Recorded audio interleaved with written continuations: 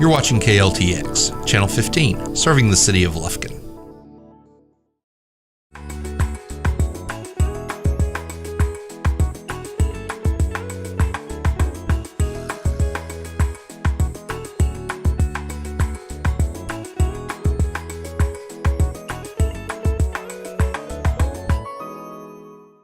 Welcome to Memorial Cooking Innovations. I'm Leanne Anderson, registered dietitian with CHI St. Luke's Health, and this is Adriana Arnold. She's joining me again this month for our January show. We're going to kick off the new year with some healthy recipes.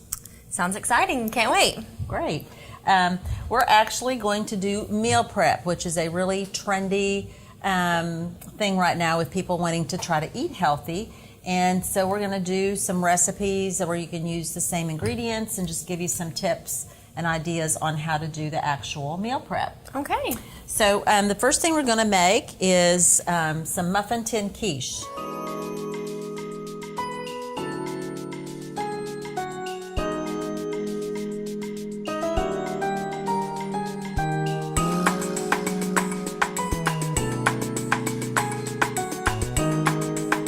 This is a great grab-and-go breakfast. A lot of our patients that we see struggle with eating breakfast, having time to eat breakfast. Oftentimes they end up going through the drive-thru, which isn't always a healthy option. So these little quiches are easy to make, and you can wrap them individually, put them in the freezer, and then just grab and go whenever you need a quick breakfast.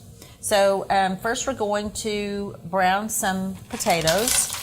You can dice fresh potatoes, or we use some frozen hash browns just for convenience. And we're going to brown those potatoes along with a cup of chopped red onion.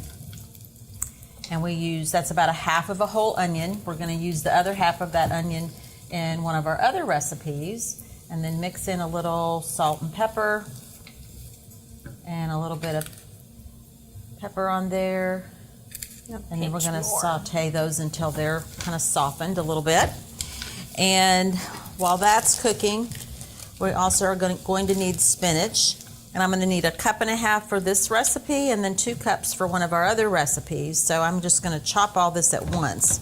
So when you're meal prepping, you can prep all of your ingredients ahead of time for your recipes that you want to use. And then you've got only have to go through that task one time. So these littler pieces, I'm just going to throw in there. When you chop spinach, you can just stack your leaves.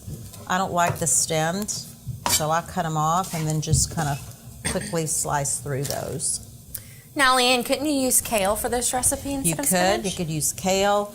I'm thinking even maybe some mushrooms or some chopped bell pepper. You could buy the potatoes that have some bell pepper in them, the potatoes O'Brien, I think they're called.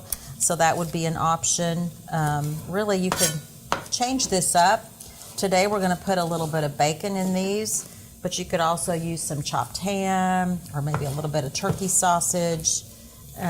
Just by using a little bit, like in this recipe, you're only going to get about a half of a slice of bacon per quiche, so you're not getting as many calories and sodium as you would if you were eating several pieces of bacon, or a fast food breakfast sandwich that with the biscuits and the croissants and the bacon and the cheese, you end up with a lot of calories and sodium and fat. I like this because it has a lot of fresh ingredients that you can add to this. Yes, and change it up. You could even, if you wanted to have a variety, you could do half with bacon and half with ham or half with no meat, just depending on what you have on hand. And this is a great way to use up leftover vegetables. If your spinach is a little bit wilted and you don't want to use it for a salad, you could still use it in this recipe. So, Leanne, when it comes to like freezing our foods when we're finished with them, how long can you leave them in the freezer for? Generally, 2 or 3 months. Oh, okay. That's a long time. Like with these quiches, I would freeze them, wrap them individually, and then maybe put them again in a gallon freezer bag or a Tupperware container, and that's going to help seal out any freezer burn or odd tastes that you might get. Well, these potatoes and onions are smelling amazing over here. Yeah, and really the potatoes, that's going to be really the only carbohydrate in this recipe. Okay. So if you're counting carbs, one of these, actually by the time you add the eggs and everything, it's about the same as 1 ounce of protein and 1 carb serving and maybe a fat serving. And then you could serve it with some fruit or piece of toast or yogurt. So you can do about 1 cup Yeah. for like a carb serving. Right, or one, Okay. yeah, one One muffin. little muffin. Yeah. Okay. Okay, so those potatoes look like they're getting soft and a little bit brown, and our onions are getting soft. Okay. So we'll take those off the heat and set them aside for a few minutes to cool off before we add them to the eggs. And our next step will be to mix our eggs. We've got 8 eggs with a half a cup of milk and a cup of shredded sharp cheddar cheese. And then we cooked 6 slices of bacon. Chop that up, and a little bit of salt and pepper. And then we'll just whisk those together until they're well mixed.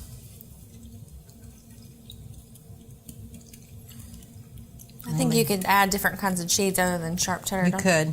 Just like a smoked Gouda would be good. Yeah. Or even Swiss cheese. Swiss cheese is one of the lower sodium cheeses, so if you're watching your sodium intake, it would be another option. I think that looks good. So that's well mixed. Now we're going to add the spinach. So we did about 1.5 cups to 2 cups here. Okay.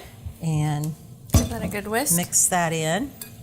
Now, why wouldn't you want to pre-cook this spinach before? Even though I know you're going to cook it, but you could, I think. You just kind of get a little bit more fiber, and it does tend to cook because you're going to bake these for about 20 minutes. Okay. And it doesn't take much heat to get spinach cooked pretty thorough. Right. That looks good. And we've got our oven heated to 325, and we're going to put these in the muffin tins, and we sprayed those with some cooking spray. And our potatoes have cooled off a little, so we can go ahead and add those. Now, one of the things about meal prep, if you're thinking about doing it, is to try to start slow. You don't want to cook a whole week's worth of meals at once. You might get a little overwhelmed, but pick maybe your meal that's the hardest one to eat healthy.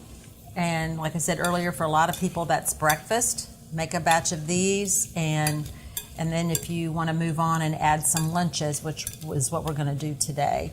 Generally, you want to do about 3 days worth of meals at a time, especially for refrigeration. Otherwise, things may not hold up well. They won't necessarily be spoiled, but they kind of lose some of their texture and that sort of thing in the refrigerator. These, you could make, several batches and freeze them for future use. So we're just going to just use that measuring cup and evenly divide. Does that look good? That looks good. Again, about 2/3 of a cup, and that's fine. That's okay. The first time I made these, I was afraid that they would cook over, but they just kind of build up and they don't spill over the edge.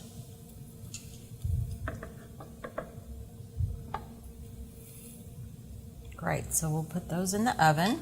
Okay. Let those bake for about 20 to 25 minutes. Perfect. So while our quiches are baking, we'll move on to our next recipe. This will be a fast and quick lunch, or even something you could pull out of the freezer in the evening for dinner. Okay. So these are going to be our Chipotle chicken burritos.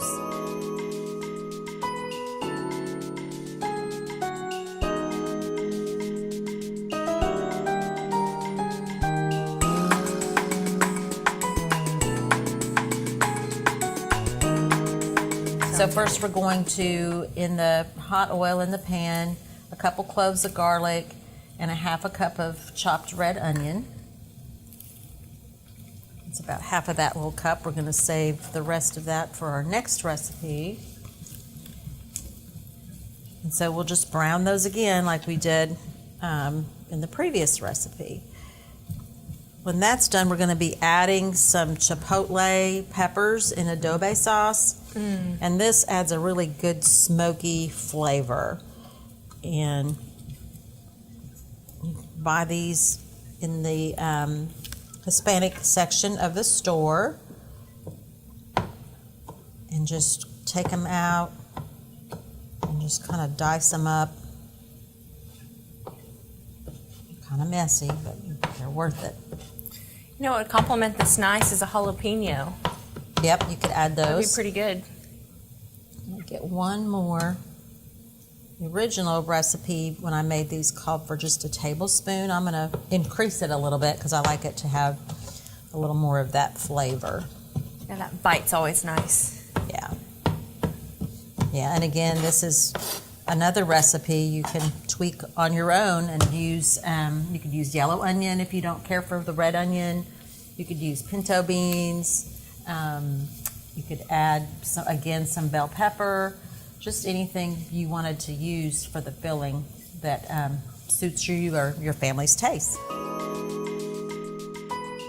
These onions look like they're soft and ready to move on. So let's add, we've got a cup of black beans and about a cup of corn. This was frozen corn. We just thawed it out. You could use fresh corn if you had it available. And then a half a cup of water. Now, Leanne, do you have to use water, or could you use like a low sodium chicken broth? You could. That would even add some more flavor. Okay. And then we're going to add these chilies and bring it to a simmer. And you want to kind of mash some of those beans with the back of the spatula.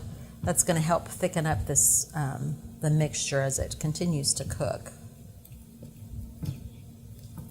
It smells delightful. Yeah, it does. It smells really good. Yeah, this would look really good with some bell pepper, red bell pepper, or green jalapenos. Yeah. Some poblano peppers, those are good. Those aren't real super spicy, but they do add a good flavor. Yeah. So we'll just bring that to a simmer. That looks like it's coming to a simmer. It smells nice and smoky. It does. Love that smell. Okay, so now we're going to add the chicken. We need about 2 cups of chicken and also the spinach. And we can, so it's about 2 cups. We used rotisserie chicken for this recipe. You could also use any leftover grilled chicken, or if you want to have baked chicken. But the deli chicken really helps save some time. And then we're going to add our spinach. Again, you could use kale for the spinach. And the great things about these recipes too is we're getting all of those vegetables. You know, our goal is 5 cups a day. And so with both the quiches and this recipe, you're getting at least 1 to 2 servings of vegetables. Good. Per recipe. So we're just going to stir that and cook until it starts to thicken up a little. One thing I wanted to mention too with the Chipotle peppers, this is the smallest can, and typically you don't use a lot in one recipe. So you could portion these out into some little individual containers and put them in the freezer and then take them out as you needed them, so you wouldn't have that waste. Well, this is coming together nicely. Yeah. And it is thickening up, so that's a good thing. Very colorful. I'm gonna add some. Okay. Oh, yeah, and add a little bit of salt and pepper, and give that a stir. And we'll take it off the heat and add our cheese and some cilantro. Okay.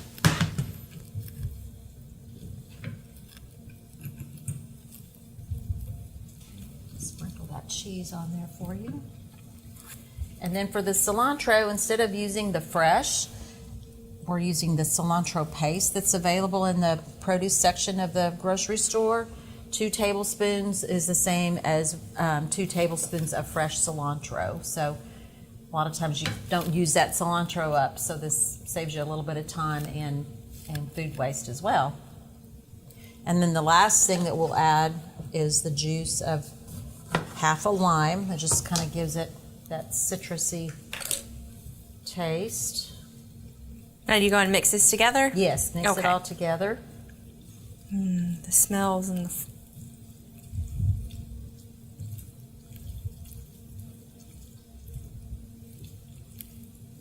Okay. You know what would be great with this? What? Some avocado. Avocado, yes. You can even buy those little individually wrapped, not individual cups of guacamole. That if you were going to pack it for a lunch, that way you don't have to worry about it getting brown. This came together nicely. Yeah. So we have whole wheat tortillas, so you're getting some more whole grain. These are about 8 inches in diameter, I guess. Now, Go ahead. When it comes to the portion size, how do you know when's like enough to put inside your burrito? Well, I guess it depends. This is what the recipe says. This makes 4 burritos. Okay. But it looks like a lot more. You could probably Yeah. get 5 out of it, just kind of depending on how it rolls up. So the Okay. way to assemble these is just spoon on, kind of in the bottom third there of the tortilla. Probably a little bit more? Yeah, a little bit more. Well, maybe just a tad more. Get some chicken in there. There. Here we go. And then the easiest way I've found to roll these up is to kind of lift that bottom flap and kind of push it under, even use a little knife because you want it to be fairly compact. Just keep rolling and then fold these ends under. Okay.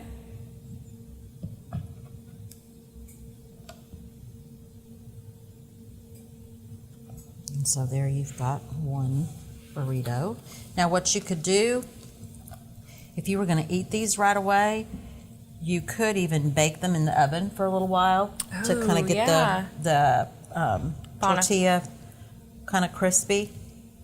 But as far as for meal prep, if you're going to eat these in the future, we're just going to individually wrap them and stick them in the freezer. And then when you get ready to heat it up, you just stick it in the microwave for a couple minutes. It'll heat a little faster if you cut them in half before you heat them up.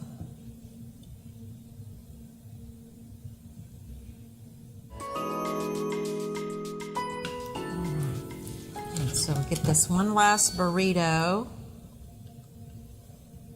put together. In the meantime, our quiches came out. They look really good. They look delicious. The way you can tell those are done is that they pull away from the pan, just like if you were making regular muffins.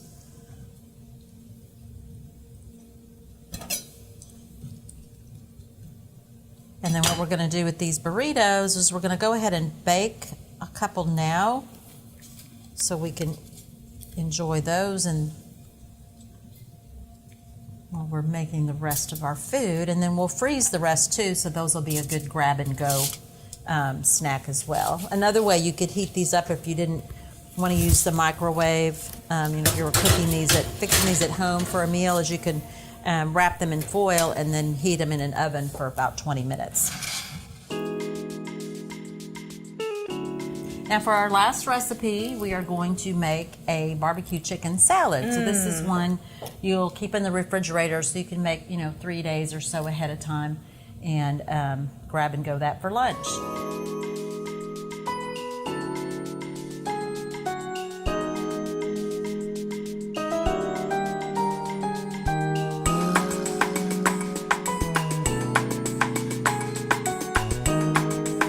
One thing you need when you do meal prep are containers. Okay.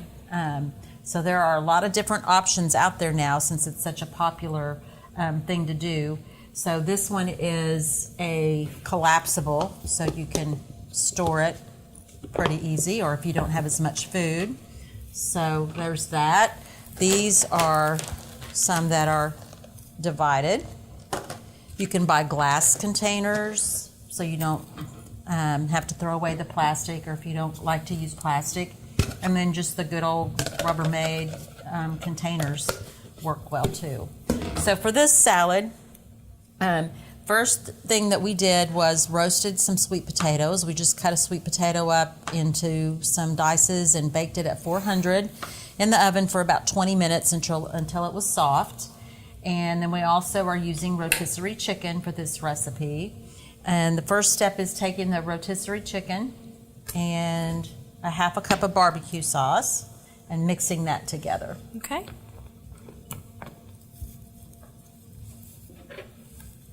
What's neat about this is this is a lot of leftover food that we've been using. You can kind of make a list and make several different meals from that same list. So it is definitely cost effective too. Cuts down on food waste.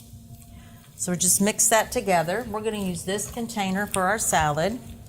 The other ingredients that we'll be adding along with the sweet potatoes are some corn and some black beans. So you're adding some of the fiber that you get from the beans and the corn.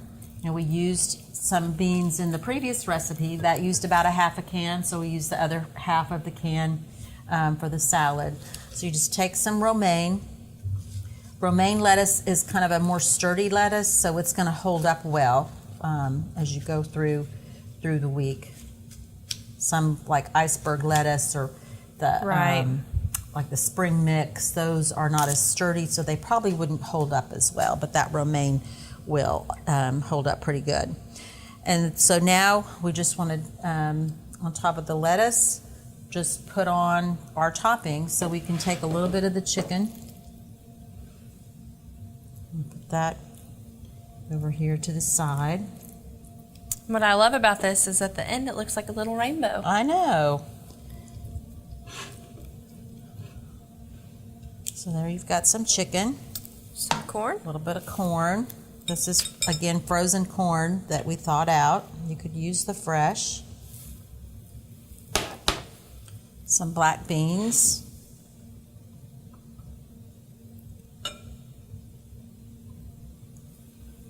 And then some sweet potato.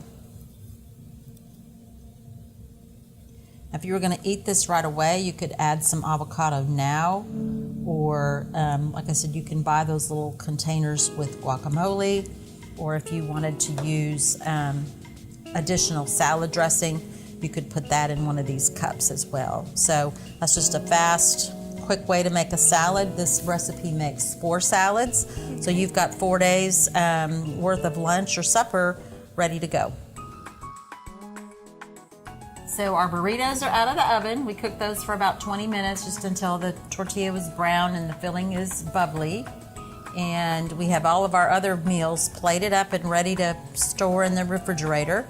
This is our burrito, and we've put some carrots, some avocado chunks, sprinkled that with a little lime juice to keep it fresh in your burrito, and you're ready to grab and go out the door. Our barbecue chicken salad. Serve that with some tomatoes on the side.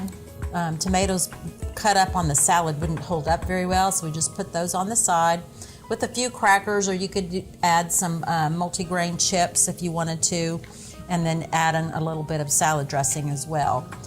And then our breakfast, we've got 2 of our little spinach quiche, added some of our roast potato we had left over, and a fruit cup. So you've got a balanced breakfast there, ready to go. And then for right now, to reward ourselves for prepping all of our other meals, we can go ahead and eat this burrito with a little salad on the side. So in all, we have 3 recipes, 4 meals, and we hope you enjoyed learning about how to food prep. Thank you, Adriana, for coming on the show today. Thank you, Lynn, for having me. I learned a lot. Good. So hopefully our viewers will learn a lot too from us as we change the world one bite at a time.